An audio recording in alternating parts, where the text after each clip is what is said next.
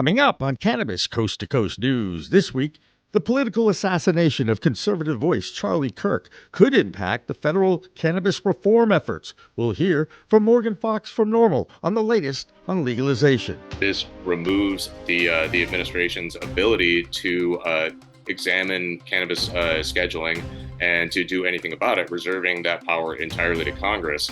And finally, Texas Governor Greg Abbott takes charge of the hemp impasse in his state and uses an executive order to control intoxicating hemp products in Texas. We'll have a reaction from Kerry Hinkle in the Hemp Report. What is something in those regulations that does still concern you?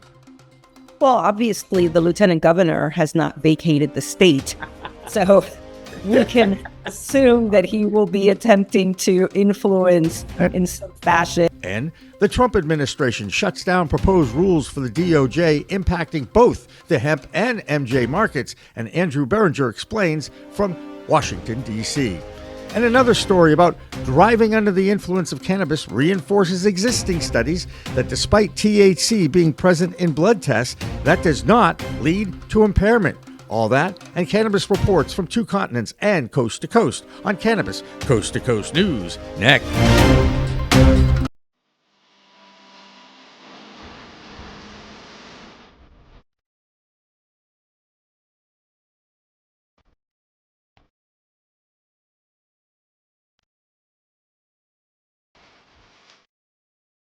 Hi everyone, welcome to this week's edition of Cannabis Coast to Coast News. I'm executive producer Jimmy Young filling in for Elena Pinto, who's on assignment in Portugal. Okay, she's not on assignment, but that's where she is, and I'll do the best I can to share this week's news documenting the fight to end cannabis prohibition here in the U.S. and around the world. I am Jimmy Young in Massachusetts, but I'll have some help from our news team across the country. I'm Karen Black in Arizona. I'm Curtis Emery from Worcester, Massachusetts. I'm Kimmie Cannabis in Oklahoma. The shocking political assassination of Charlie Kirk in Utah has shaken the soul of this country. The conservative talk show host, podcaster, and Trump insider was not a big fan of cannabis, but he always professed to have an open mind. Perhaps that's the one lesson for all of us who are quick to profile and label each other. Having open conversations over cannabis legalization is progress. Even Charlie Kirk recognized this, and that might be his lasting legacy. He certainly knew how controversial the plant medicine can be. President Trump said he has not made a final decision, and he is still weighing it. So here is the view that we have on this program. The view that I have in particular is that, of course, marijuana is not good for you. You know, a lot of people will say that, well, marijuana has all these wonderful upsides. You can use it to relax and to go to sleep. We have vastly underestimated. This is the first contention. Even if you are in favor of legalization and in favor of reclassification, you have to agree that there has been a downplaying of the negative parts of widespread and casual and recreational marijuana use. So what impact will this have on the rescheduling movement in Washington, D.C.? WPCM-TV executive producer Jimmy Young gets a legalization and rescheduling update from the political director of NORML, Morgan Fox. We're so happy to have Morgan Fox, the political director of NORML, with us once again, giving us an update on what is going on in Washington, D.C. towards federal reform. And the first thing that we're going to talk about today is, of course, the GOP's move to try and not allow federal money to be used at all in any rescheduling activities. Morgan, how big an impact is this, and how big an impact could this be on federal reform? Well, it's certainly an interesting move on the House's part, especially considering that the Senate did not include that language in its version of the CJS bill. And I honestly think that this provision does not stand a really good chance of surviving through a full House floor vote, or through, even if it does get approved in the House, it probably won't survive in conference. Because this removes the administration's ability to examine cannabis scheduling and to do anything about it, reserving that power entirely to Congress. I mean, I've always thought that any sort of a rescheduling or descheduling move is probably going to come from Congress anyway, because of the intransigence of the federal government and the edifices of these agencies, which have spent, decades working under the auspices of prohibition and supporting those auspices. But at the same time, it's politically interesting for Congress to try to take away the ability of the administration to address this issue, despite the fact that the president has said it is something that they're looking at, and that certainly want to retain the power to be able to make moves on if they so desire. Our president likes to do executive decisions outside of Congress sometimes. I wonder if he may actually just say, you know what, I'm tired of dealing with this. Here, we're going to just reschedule it with an executive order. Is that possible? No. The president can direct federal agencies to pursue these things, but the process is very long and drawn out. We know that. Yeah, absolutely. So, the president cannot, with the stroke of a pen, just say like cannabis is rescheduled or descheduled, but the president's office can direct these federal agencies that are under executive control to actively pursue the process in an expedited manner. And if Section 607 of the CJS bill becomes law, those agencies will not be able to do that. And that power will be reserved solely to Congress, at least for the coming fiscal year. But we don't know for sure whether or not any sort of appropriations bills are going to pass, because it looks like we're quickly barreling towards a continuing resolution in which the previous fiscal year's budget is carried on with maybe some minor tweaks into the next year because of Congress being unable to actually pass budget legislation and wanting to avoid a total shutdown, which is coming up in about 20 days. And this is the way our government works these days, isn't it? When they're on deadline to shut down, that's when things get done, I guess. I mean, that's no, I mean, that's when they throw up their hands and say, we're just going to do what we did last year. The rest of that interview will be released in our Thursday special report this week. And later in the show, I'll have an editorial about the impact of the assassination of Charlie Kirk and the political impasse in this country, and how cannabis is right in the middle of it. Now, there was another item out of D.C. this week, and once again, the Republican-controlled Congress wants to shut down all federal funds for any further rescheduling efforts. Andrew Behringer has more from the nation's capital. I'm Andrew Behringer with the Washington, D.C. report for Cannabis Coast to Coast News. In a recent move reflecting ongoing debates over cannabis policy, a GOP-controlled House committee has voted to block efforts to reschedule cannabis at the federal level.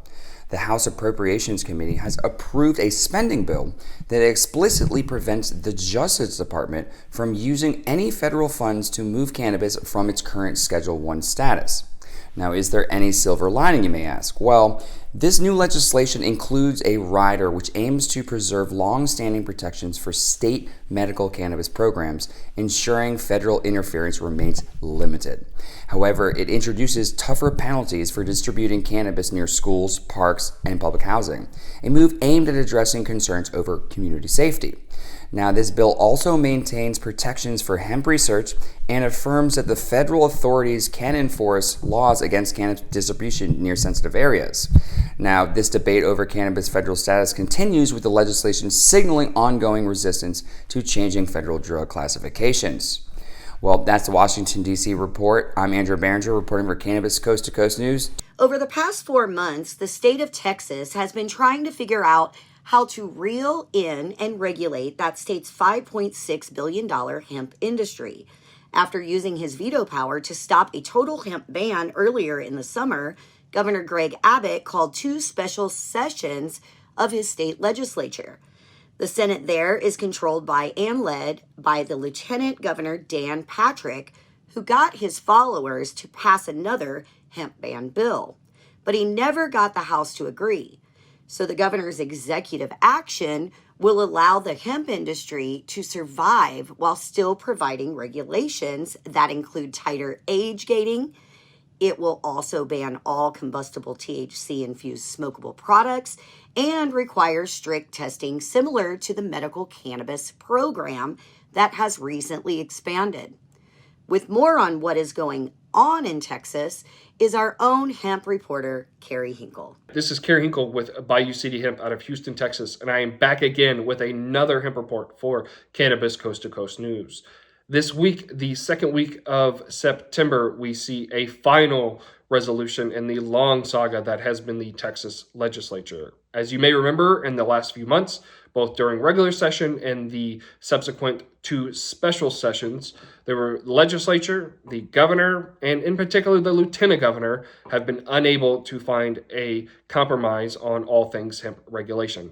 That is why this week, Governor Abbott issued an executive order that requires the Department of State Health Services, DSHS, to work with TABC, the Alcoholic Beverage Commission, to implement some much needed regulation on the industry. This includes 21 and up by only selling these products to adults, truth in labeling, and elimination of lookalike products, and also a study to subsequently be had at A&M to look at how to implement larger regulations during the next session, and industry feedback will be welcomed alongside law enforcement and others in this commission at A&M. So the governor is taking short-term action on some products as well as establishing a commission to look at how to properly regulate these for the long term during the next session. Now, the part that's most interesting in the hemp industry right now is a new requirement for total THC testing standards. We've seen other states like Oklahoma, Tennessee, and Kentucky implement total THC testing standards with an effort and a direct attack on hemp flower. So while we still wait for DSHS and TABC to implement rulemaking and take industry feedback and understand exactly what the governor can and can't do with his executive order, by issuing a total THC testing standard, many in the industry view this as a direct attack on hemp flower availability. So we will see how that category is specifically handled here soon, but the larger industry of beverage, edibles, topicals, tinctures, etc. is now safe thanks in part to Governor Abbott and his executive order. This is a clear attempt to implement regulation rather than prohibition of a large $6 to $7 billion industry that many adults in Texas currently enjoy. So thank you for all that have been following along in the last few months of this long saga. We are thankful here at Bayou City Hemp for Governor Abbott and his action with the executive order. But for, again, I am Kerry Hinkle with Cannabis Coast to Coast News. Thanks, Kerry. As always, a great job, and congratulations to the Bayou City Hemp Group for finally having those regulations that they've been asking for. Joining us now from the state of Texas is Cynthia Cabrera from Hometown Hero. She's the strategic principal with that organization, and she was very much involved with the I don't even know if I can call it a dog and pony show in your state anymore, because it has been a fascinating ride during these two special sessions. And now finally, Governor Abbott perhaps did the right thing for the industry. Do you feel confident that now you have working regulations that the industry can survive and thrive? Well, contrary to the rhetoric that the lieutenant governor, shot out for 9 months or whatever, the industry has already had regulation since 2019. So what the the only thing that was missing, the only important element that was missing was an age gate, which is something that we as an industry had been pushing for 3 legislative sessions and were unable to achieve because, it would have given the industry, we were told, it would give the industry legitimacy and it would take away a big talking point if we were able to get the age gate. So I am grateful that the executive order that the governor put out includes an immediate age gate, and then the rest of the instructions, and there are, the devil is in the details. Right. So let's talk about some of those details. What are, as someone who's in that industry, what are you most concerned with the executive orders? And of course, the thing about an executive order is, okay, that's in place now. The government doesn't shut down. You guys can still make changes if you have enough people behind you. But point is, what is something in those regulations that does still concern you? Well, obviously, the lieutenant governor has not vacated the state.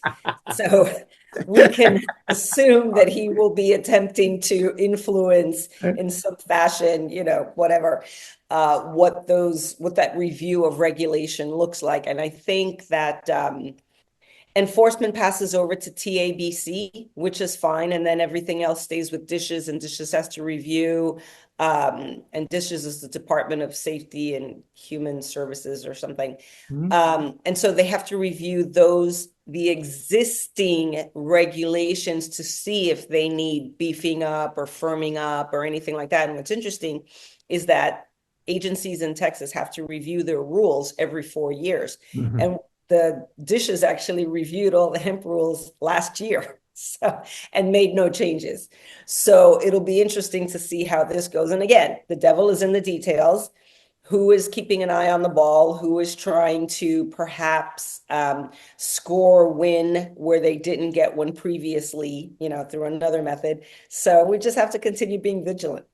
Most of the over 8,000 hemp-based businesses in Texas are breathing a sigh of relief now after the latest reform of hemp laws in Texas have been signed by the governor. Now, did you know that industry employs over 50,000 people and generates millions of dollars in tax dollars in Texas? And it certainly didn't make much sense to ban and shut down an industry in that state. Unfortunately, now they won't have to. Next up is our Virginia reporter, Joe Parsons.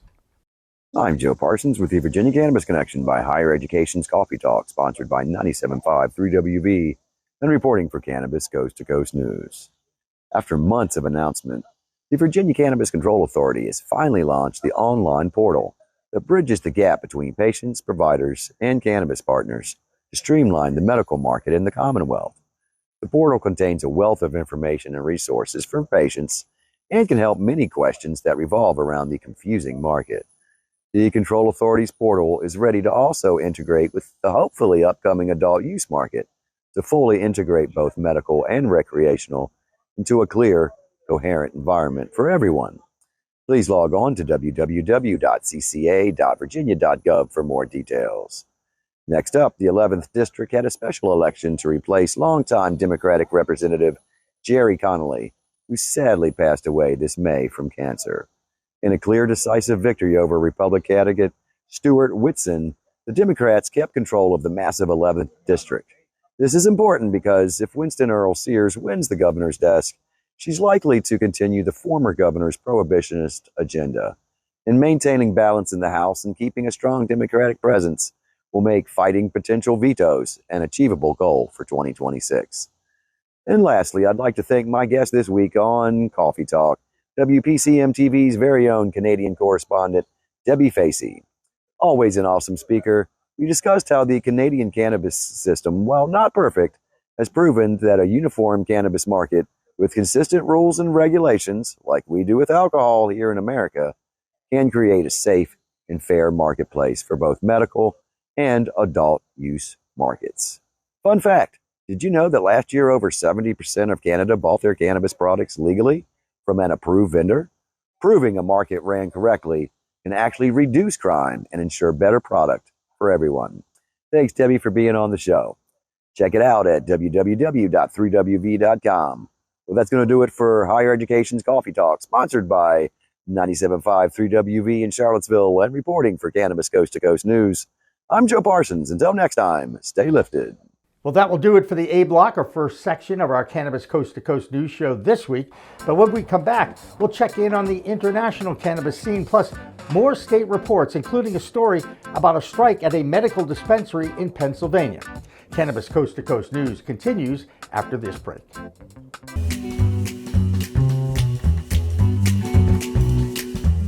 Your cannabis business could be overpaying by hundreds of thousands of dollars in federal income taxes because of one simple assumption that you're making about your accountant. A dispensary owner in Colorado called me frustrated as hell. He'd been working with the same accountant for 3 years.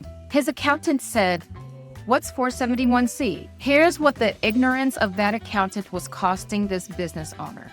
$180,000 every single year for 3 years. 471C has been around since 2017. We're talking about an 8-year-old tax provision that many cannabis CPAs don't fully understand. 471C is one of the most complex and highly debated tax strategies in the cannabis industry. If you want to make sure you're not leaving any money on the table, I'm offering free 471C reviews this month. Link in the description.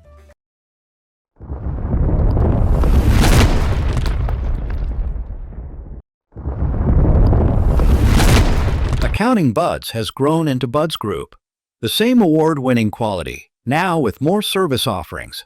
Buds Group, your best buds in the biz.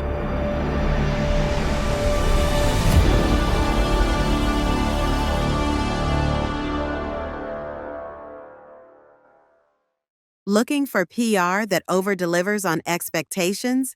At Maverick Public Relations, they pair big agency experience with personalized attention.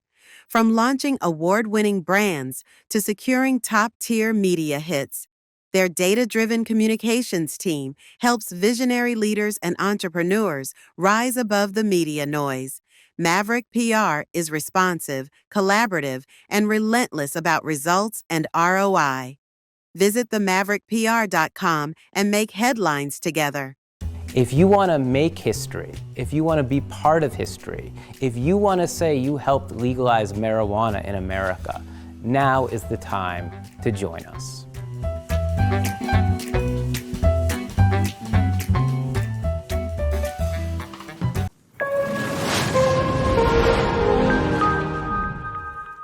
Hi, everyone. Welcome back to Cannabis Coast to Coast News. For this past week, I'm executive producer Jimmy Young, filling in for Elena Pinto, who is in Portugal. This is the B Block, and that's when we take a look at what is going on the other side of the pond, called the Atlantic Ocean, and that's where our European market is starting to take off. A few weeks ago, we shared the story of the future for adult use sales in Switzerland. Well, now that country is looking at a country-run operation designed to be a nonprofit in order to control costs and meet consumer demand.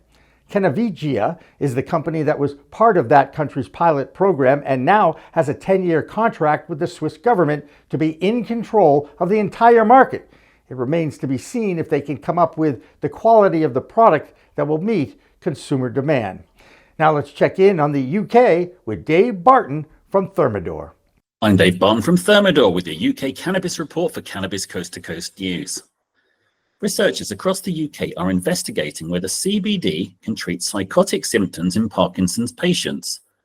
Some 3 out of 5 sufferers experience hallucinations, while other studies show that CBD may reduce psychosis. Until now, no definitive data has been collected on Parkinson's patients. The NHS said the trial could in fact be safer than current treatments for the condition, which were deemed not effective, safe, or convenient for regular use. 120 people will take part in the study over a 12-week period. This news follows the publication of 2 new studies that suggest cannabis-based medicines may improve sleep quality and reduce insomnia, with non-CBD formulations showing particular promise. That's all for this week's UK report. I'm Dave Barton from Thermador, reporting for Cannabis Coast to Coast News. This is Dabi Facey with the Canadian Coast to Coast Cannabis News Report. So what we have in Canada this week are some of the studies that are coming out, especially when it comes to eradicating cannabis. There is something called an e-beam that most of the LPs do use when it comes to their microbes. And with them using this e-beam, what it does, it not only kills the microbes, but it also degrades the THC potency. That is something that we are finding across the board, and most LPs are trying to find a way to be able to attack any sort of microbes or infections without creating the THC potency. So that is something that we hope to see along. Also, what we're finding is that Alberta is also doing secondary testing when it comes to their cannabis due to the fact that some of their cannabis is not compliant due to their THC potency as well. So we are seeing this throughout Canada. And last but not least, we have MTL Canada that is introducing their vape pens, and that is going to be alongside with our THC potency alliance, and as well as the terpene profiles, ensuring that they're not going to be using any false ones. Also, they have entered the Australian market, which is great, which means that we're going to be seeing a lot more Canadian cannabis being shared throughout the world with all of our other tokers. This is Dabi Facey with the Canadian Coast to Coast Cannabis News Report.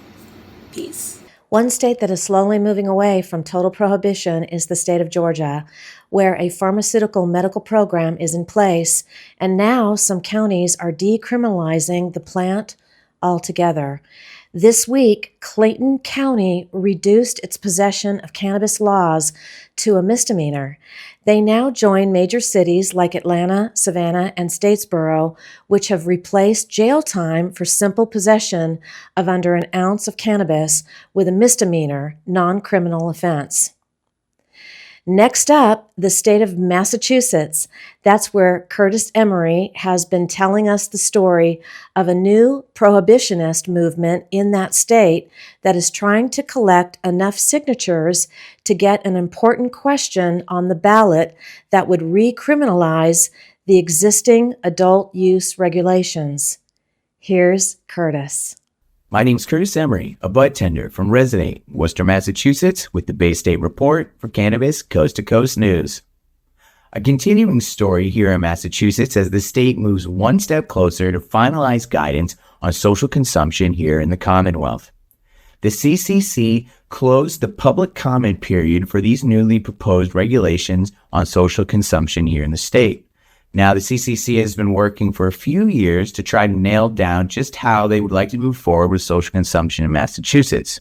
That period, the period for public comment, is now over, which means it is up to the CCC to vote on the finalized regulations for this new era in mass cannabis. We look forward to seeing what happens when the CCC reconvenes to vote on these regulations. Also in the news, this week marked the 4th annual THC Open. This time in Uxbridge, Massachusetts, the THC Open aims to bring cannabis, golf, wellness, and a little bit of business all together for some good times on the green. Big brands like Ethos, INSA, and local banks were there to celebrate the industry and have a good time at the same time. I've been Curtis Emery with the Bay State Report for Cannabis Coast to Coast News. In just a few years since the legal adult use market started to prosper, the importance of tracking the sale and distribution of cannabis became paramount. A company called Metrc dominates seed-to-sale tracking in a majority of the 24 legal adult use states, and now you can add the state of New York to the list of Metrc states. New York first tried to use another company, BioTrack, and now Metrc and BioTrack have combined efforts to work together in the emerging billion-dollar market in the Empire State. New York had problems early on with licensing, and those continue to some extent, but sales are quickly living up to expectations. Just recently, total sales surpassed $2 billion, with over $1 billion sold this year alone. They will surpass last year's sales for sure, since there are still 4 months to go. This past weekend, New York City was filled with Revelry. That's the 2-day celebration of cannabis culture in the Big Apple. It enjoyed another huge success. Revelry is where the industry takes over Pier 36 in Manhattan, and it's where our own Oregon correspondent, Marianne Kersagi, was showcasing her Alibi brand. Revelry started in 2014 as a small networking event before cannabis was legalized for adult use. Now, the 2-day event features a B2B day for the industry and another day for consumers. Vendors, educational panels, parties, and networking all celebrate the diversity and passion of the Big Apple's cannabis scene. Special thanks to our friends from Maverick Public Relations for providing us with some video from this year's event. 2 more news stories out of the Bay State, and this one's a good one. Levia, a popular drink brand here in the Commonwealth, which was started in 2017 to offer no sugar, no calorie, fast-acting cannabis beverages, is returning to its original owners. Levia was bought by Air Wellness, the disgraced multi-state operator who shuttered all of its production here in the Bay State, leaving hundreds out of jobs and shaking up the market a little bit. Well, the original owners of Levia are able to buy their product back, and they're very excited about that. In a statement, the owners said, "Bringing Levia home is a deeply personal milestone for us. The brand was born from our garage, from the belief in the power of cannabis." to break stigma and offer healthier alternatives. We're so proud to continue that mission alongside our incredible employees. Their dedication has been at the heart of Levia, and together we're ready to scale the brand, expand into new markets, and to write the next chapter while staying true to our mission and values. Another news story here in Massachusetts, the beloved vertically integrated brand Bountiful Farms has added 2 new dispensaries to their suite of locations. Bountiful Farms' flagship location is a medical-only store located in Natick, but with the acquisition of a new store in Rowley and Framingham, Bountiful Farms expands its adult use options significantly. Locations were previously owned by the Cape Ann Dispensary Group and will be taken over by Bountiful Farms. Their storefront count goes from 1 to 3. We're excited to see how that continues to influence the market. And now to see what's going on in Oklahoma, let's hand it over to Kimmie Cannabis. I am Kimmie Cannabis from Can I Talk About It with the Oklahoma Cannabis Report for Cannabis Coast to Coast News. Oklahoma cannabis culture continues to shine thanks to passionate advocates and influencers across the state. This past weekend, we brought our podcast to the community event Harvest Fest, where we sat down with voices helping to break the stigma. 2 inspiring canna moms, Kimberly Green and Heather Hudson, better known as the Giggle Twins, reminded us why home growing is so important, especially for keeping consistent medicine available for their children who are patients. Christopher Wright highlighted how far cannabis education has come, reminding us that you can now earn degrees in cannabis studies and gain knowledge on all the cannabinoids, not just THC and CBD.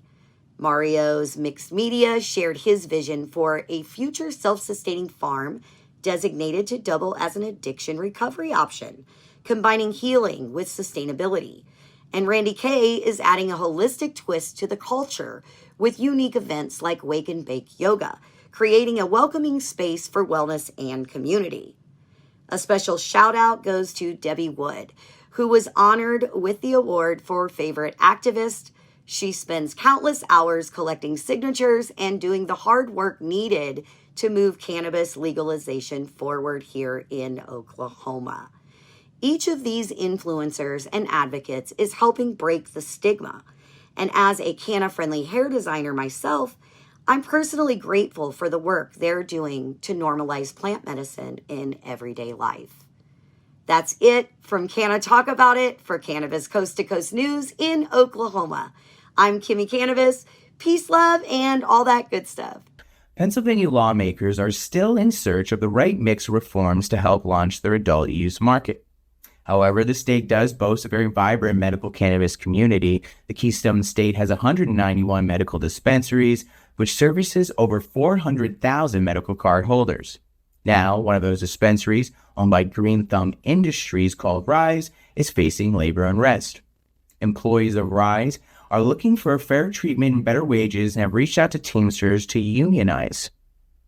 As of late, however, employees are claiming that labor talks need to break down because the company isn't acting in good faith. Now, with many states that look at budgetary shortfalls, Michigan chose to solve this problem through increased taxes on cannabis products in the state. More on that story and how the state covered the shortfall, we turn to Amy Carter, whose Michigan report is now sponsored by Wally's Wonderland Customized Humidors. This is mold on wheat bread. This is mold on weed. And this is what this Wonder World plant is supposed to look like. Do you want to make sure this never happens to your precious flower? Check out the homemade humidors by Fenton, Michigan craftsman Gregory Johnson. Each humidor can hold 1 ounce of your stash, and it comes with a Boveda humidity pack. You care about your flower, so protect it inside a humidor made with American-grown maple, cherry, or sapele wood. Check out their website at wallyswonderworld.com. There, you'll find the famous award-winning Hakuna Matata No Worries Humidor. You'll also find a variety of humidors with different designs. They even customize accessories like doobie tubes, grinders, and even a classic roach clip from the 70s. Treat your stash with class with a custom homemade humidor from Wally'sWonderworld.com and never worry about moldy weed again. I'm Amy Carter with Michigan Weedsters for this week's Cannabis Coast to Coast News. Michigan's cannabis community is buzzing with concern as lawmakers consider a hefty new 32% wholesale cannabis tax to fund road repairs. This proposed tax could hit the wallets of consumers and businesses, threatening to undermine the industry and drive people back to the illicit market. There is a coalition being formed against these new taxes. It is probably a good idea to call your lawmakers at this time and oppose them. It's another week and another vape recall has hit the Michigan cannabis scene. The CRA has issued a recall for Top Smoke Go-Kart Runt cartridges sold at 75 dispensaries due to banned additives. If you have this product, do not use it. Workers at Exclusive Ann Arbor are now in their second week on strike, making a bold stand for fair labor practices. All eyes are on this rare unionized dispensary as the workers fight for a better deal. The 5th annual Harvest Rally in Lansing was a huge success, bringing together the Michigan cannabis community for a day of advocacy and celebration. The energy was electric as supporters rallied for small businesses, patients, caregivers, pushing for a brighter future for the cannabis industry. On September 25th, visit our sponsor Wally's Wonder World at Hazy Holes Cannabis Classic at Indian Hills Golf Course on Saturday, September 27th at 9 a.m. I am Amy Carter with Michigan Weedsters for this week's Cannabis Coast to Coast News. The Michigan Report is sponsored by Wally'sWonderworld.com. One of the most contentious issues that faces the cannabis industry is the challenge that lawmakers and law enforcement have when identifying cannabis-infused drivers. Being able to tell which drivers are impaired and which ones are using the plant medicine responsibly is a legal issue that is still very much up in the air since the plant stays in your system for 30 days. Of course, if you happen to be one of the 20% of people in adult use states who consume it daily, your tolerance will be a lot stronger than newbies or first-timers. Now, the University of California at San Diego did a controlled research study on impairment by regular users after 2 days of abstention. Many in the industry call any break from regular daily use a tolerance break. The study concluded that drivers showed no impairment after 48 hours after their consumption.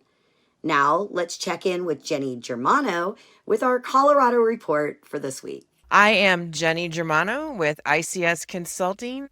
This is the Colorado report for Cannabis Coast to Coast News.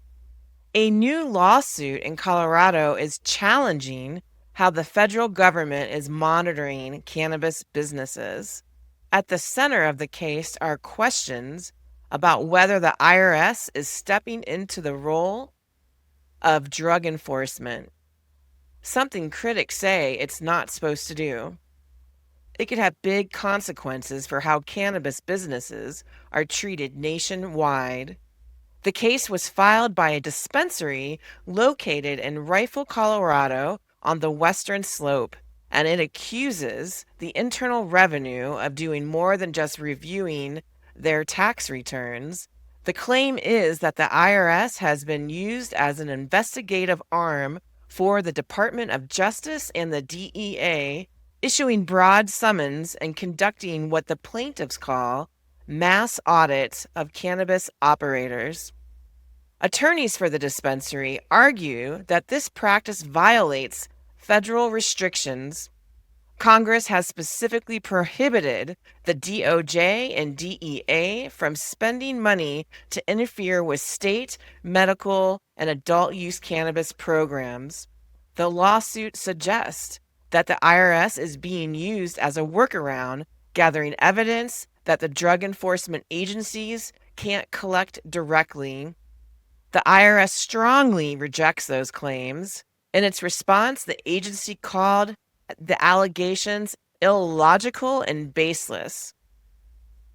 Officials insist that the audits are focused on whether these businesses owe additional taxes, not about prosecuting drug crimes.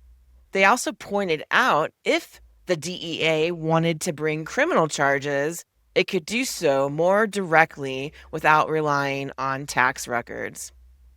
This lawsuit shines a spotlight on the ongoing clash between states and federal law. Colorado legalized medical cannabis more than 2 decades ago, and adult use sales have been allowed since 2014. Yet cannabis remains federally illegal, which means every state licensed business still operates in a kind of legal gray area. The outcome of this case could help determine how far federal agencies can go when investigating the industry and whether cannabis operators have additional protections when they are following state law. For now, the lawsuit is moving forward, and many in the industry are watching this closely, because the decision could set a precedent for cannabis businesses well beyond Colorado. I am Jenny Germano with ICS Consulting, reporting for Cannabis Coast to Coast News. Well, that will do it for the B block, or second section of Cannabis Coast to Coast News for this week. Coming up, more state reports and a story of an MSO based in Massachusetts that is dealing with $1 million fine by the IRS and the impact on its operations in Illinois. Cannabis Coast to Coast News continues after this.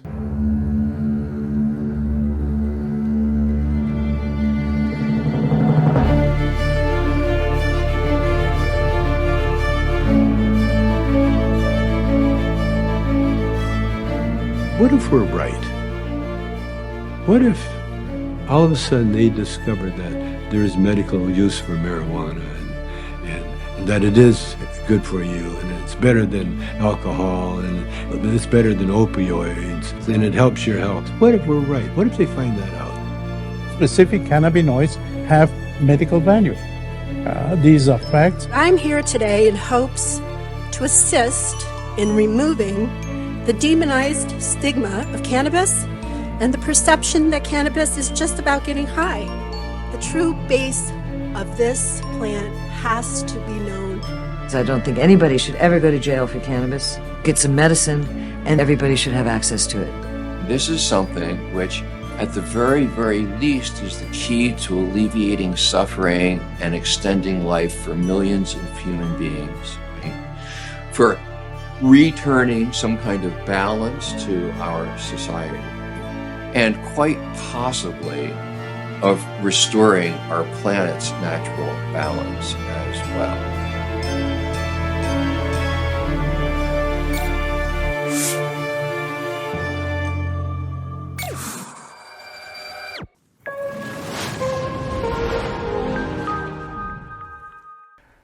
Hi everyone, welcome back to Cannabis Coast to Coast News. This is the C block, or third section, of this week's news report.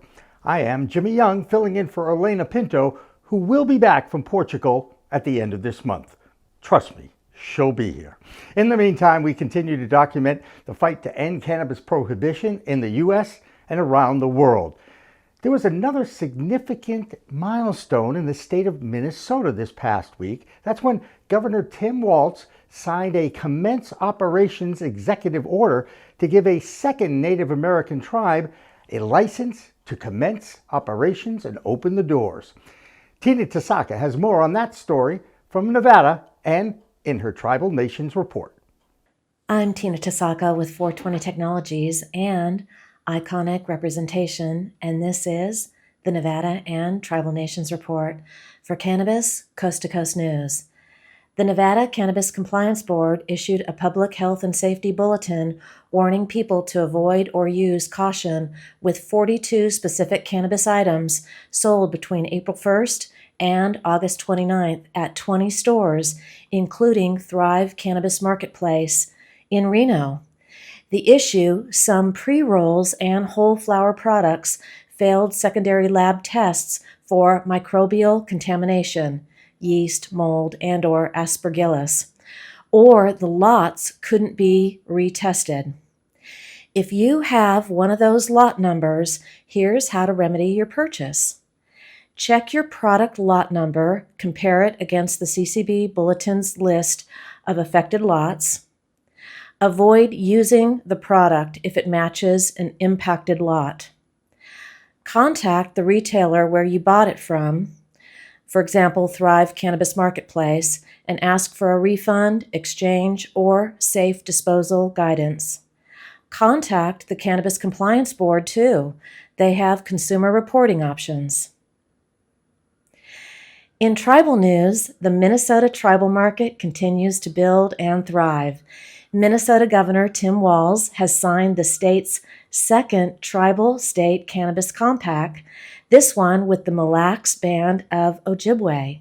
Under state law, Walz is directed to work with tribal nations that share territory with Minnesota to create a safe, consistent adult use cannabis market. The Mille Lacs Agreement focuses on product testing, data sharing, and consumer protections, while also opening opportunities for collaboration between the tribe and state-licensed businesses. Walz emphasized that these compacts strengthen partnerships and ensure both the state and tribes benefit from the emerging cannabis industry. That's it for the Nevada highlights and tribal nations. I'm Tina Tasaka with 420 Technologies and iconic representation for Cannabis Coast to Coast News. The state of Nebraska continues to battle with advocates in that state and stop the democratic process in its tracks. Voters approved a ballot initiative a few years ago, paving the way to start a medical program. Now the governor there, a Republican named Jim Pillen, told the Cannabis Regulatory Commission to not approve any more cultivation licenses and cap the whole process. The governor wants to limit the number of plants to just 1,250. The governor fears an overabundance of the plant will depress prices and drive patients back to the legacy market. Now let's check in with Karen Black in Arizona. I'm Karen Black from Greenfinger Consulting with the Arizona Cannabis Report for Cannabis Coast to Coast News. Arizona's medical cannabis landscape is hitting a crossroads. Local advocacy groups and researchers are urgently calling on state officials to unlock $2 million earmarked for clinical research targeting conditions like autism, epilepsy, and PTSD. Despite broad support and legislative approval, bureaucratic delays are keeping these funds from researchers who say more scientific data could directly benefit patients and help medical dispensaries find new ways to serve their communities. Meanwhile, regulators are tightening up. The FDA sent a warning letter to Arizona-based True Balance about their CBD eye drops, which the company claims treat pink eye and macular degeneration. The agency says these products are unapproved drugs and could have risky side effects, particularly for direct eye application. The warning is part of a larger push for stricter oversight of health claims in the CBD product market. Arizona's retail cannabis numbers reflect the pressure. August brought in just over $91 million in sales, with average prices down slightly to about $17 per item. That's nearly a 9% year-over-year drop, and the flower category saw a 15% decline from last August. Opportunities are shifting as price competition and saturated shelves make operating margins tighter for most businesses. The medical market is feeling the squeeze more than anyone. Second quarter medical purchases plunged 26% compared to a year ago as patients opt for adult use purchases instead. Across the state, medical cardholder numbers are dropping, and dispensaries focused on medical products are facing layoffs and tough decisions about their business models. In other news, the Arizona State University Cannabis Legal Association just announced their new president, Janae Daw, and vice president, Tristan Brown. Their leadership is expected to bring fresh momentum to cannabis policy discussions and professional development on campus. It's clear Arizona's cannabis market is going through a critical transition.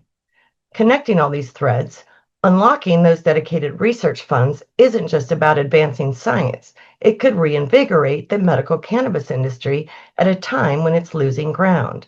With fewer patients and less revenue, evidence-based research could help define new uses, expand market appeal, and ultimately provide the foundation for a sustainable future in Arizona cannabis. That's all for this week's Arizona Report. I'm Karen Black from Greenfinger Consulting reporting for Cannabis Coast to Coast News. The state of Missouri continues to make tweaks to the cannabis industry rules. That state is quickly becoming one of the most active and supportive of the industry. Now there's a ballot initiative that will actually open up sales of cannabis and intoxicating hemp products in the same location and shops that sell alcohol and tobacco. Missouri already has a vibrant social consumption practice, and mixing at events has not led to any increase in crime or any other threat to the public. Now, let's check in with Mark Allen, the Chicago clone guy from Illinois. He has a story of a major fine for Mari Med, a vertically integrated multi-state operator based in Massachusetts with a number of dispensaries operating in Illinois. What's up, everybody? I'm Mark Allen, the Chicago clone guy, reporting for Cannabis Coast to Coast News, just outside of Chicago, Illinois. This is Bird. Thanks for tuning in. Sorry I've been MIA last few weeks. I've been sick and I've been tired working on a clone facility. I will be reporting from a commercial clone facility very soon, possibly next week. But that's not the news I was actually planning on reporting, but that's my personal news, which is big for Illinois. In real news, Mari Med, a local Illinois dispensary, they actually have 5 locations, just got slapped by the IRS with a $6 million lien. It wasn't from the state of Illinois. It was from the feds. It was from, like I said, it's from the IRS, Internal Revenue Service, for $6 million.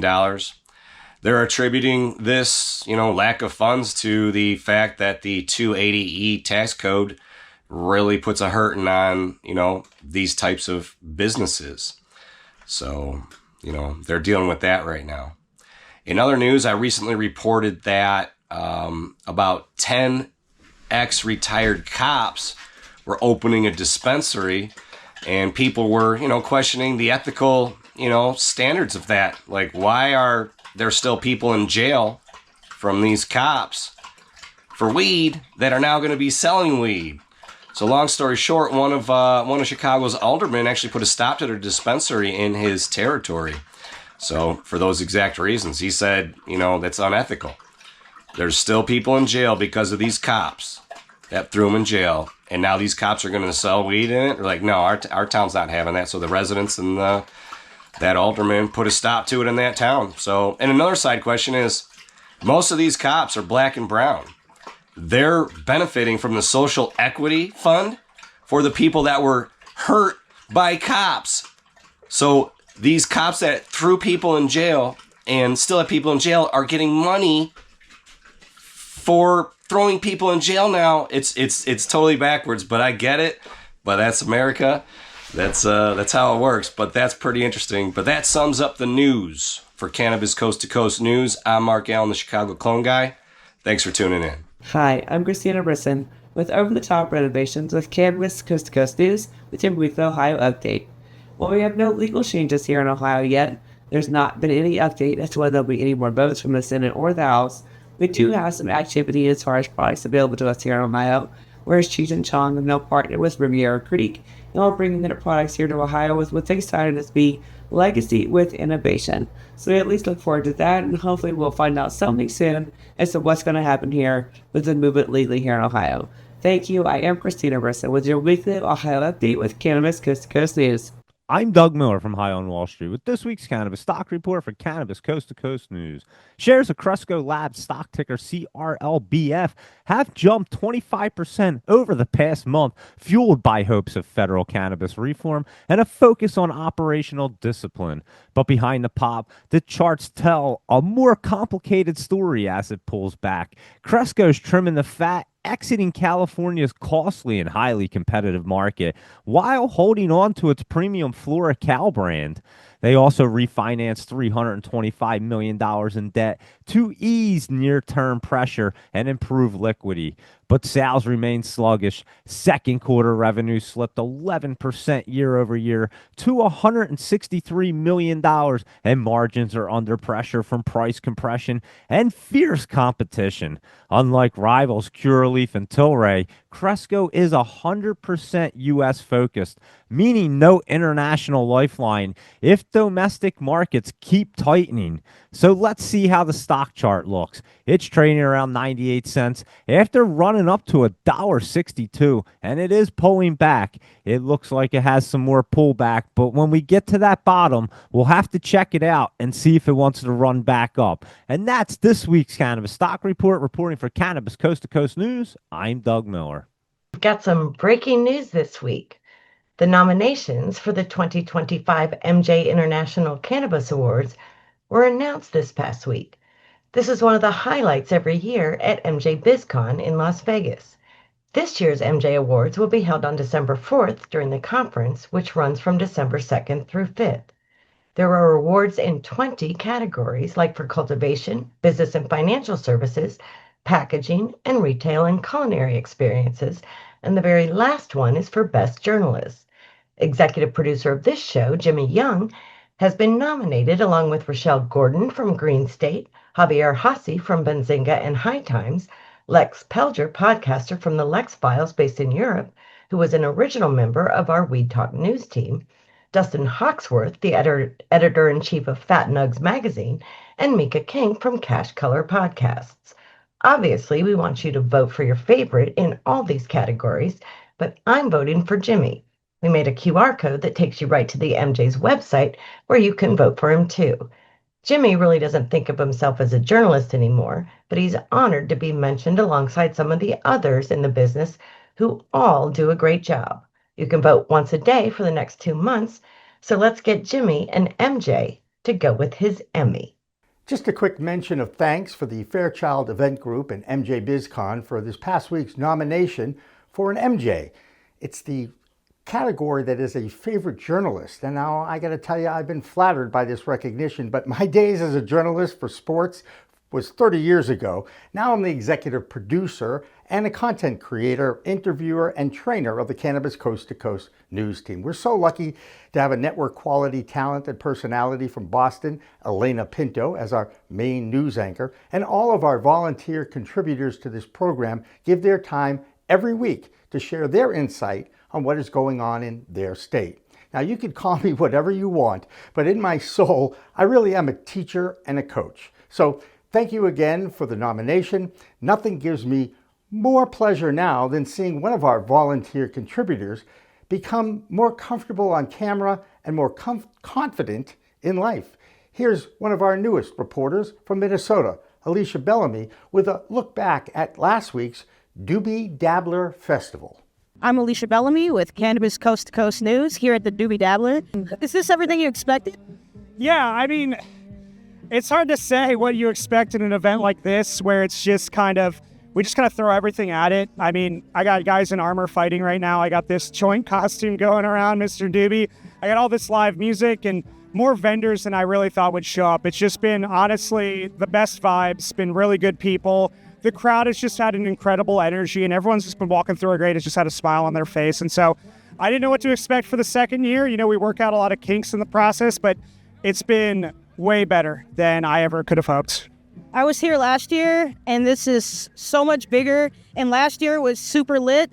I'm Alicia Bellamy, and I am the Outreach Director for Social Equity.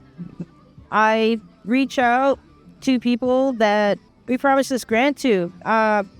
We wrote a contract with the state of Minnesota, the DEED program. to help training for cultivation and for retail. So happy to have received the grant, and so happy to be a part of the Minnesota Cannabis College. Jimmy Young is a Emmy Award-winning journalist, and he is the producer of the show, and I'm so happy to be a part of that. I'm Alicia Bellamy for Cannabis Coast to Coast News. Thank you, Karen. Thank you, Alicia. And you know what? We're all one news team here at Cannabis Coast to Coast News. So for the entire news team, I'm Jimmy Young.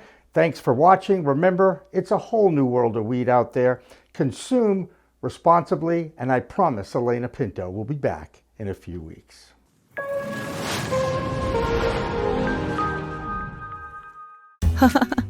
I think I messed up. Did you know there's a place that covers all the cannabis news you need? Pro Cannabis Media is now WPCM-TV, your go-to website for things cannabis. WPCM-TV is the CNBC of weed, bringing you the latest news you need. Amy Carter.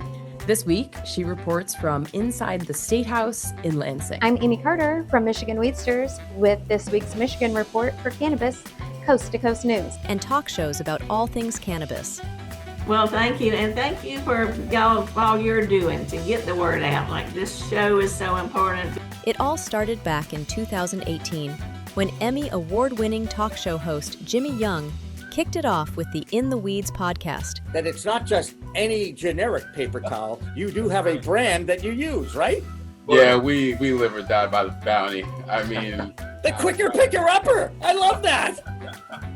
His mission? Building an army of multimedia journalists and podcast hosts who are documenting the fight to end cannabis prohibition in this country and around the world. Fast forward to today, and we've got the nation's only weekly cannabis coast-to-coast news program with Elena Pinto. Hi, everyone. Welcome to this week's Cannabis Coast to Coast News, WPCM-TV's weekly production of the fight to end cannabis prohibition in this country and around the world. I'm Elena Pinto. Delivering the nation's only TV news-style program. Since June 2021, WPCM-TV has racked up over 1.3 million views with 17 million impressions and picked up over 16,000 subscribers on YouTube alone. For more information, contact the team at WPCMTV.com